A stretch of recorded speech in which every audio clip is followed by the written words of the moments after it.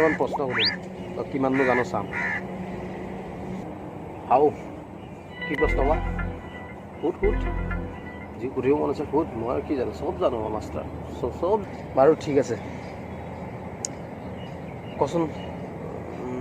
tense মানে তো গম পাওঁ টেন্স মানে কাল টেন্স ইংৰাজীত আৰু অসমীয়াত কাল তো কাল কেই প্ৰকাৰৰ তই ক'ব পাৰিবি কচোন ইমান সহজ প্ৰশ্ন কাল 3 প্ৰকাৰৰ বাৰিষা কাল গ্ৰীষ্মকাল আৰু শীতকাল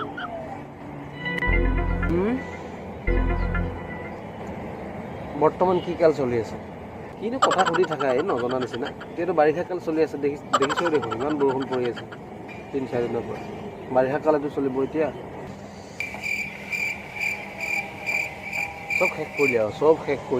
শেষ কৰিলি অ' মোৰ চুবুৱা চব শেষ কৰিলি বাৰিষা কাল গ্ৰীষ্মকাল শীতকাল বোলে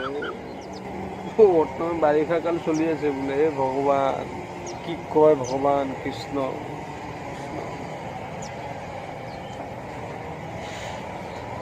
আৰু এইটো যি হ'ল বোপাই তই যি কৰিলি তই আৰু এটা সুধিম কেইটামান কলৰ প্ৰজাতিৰ নাম কচোন খোৱা কলটো চিনি পাওঁ ন কল আমি খাওঁ যে কেইটামান কলৰ প্ৰজাতিৰ নাম কওঁ মানে কেইবিধমান কলৰ নাম কওঁ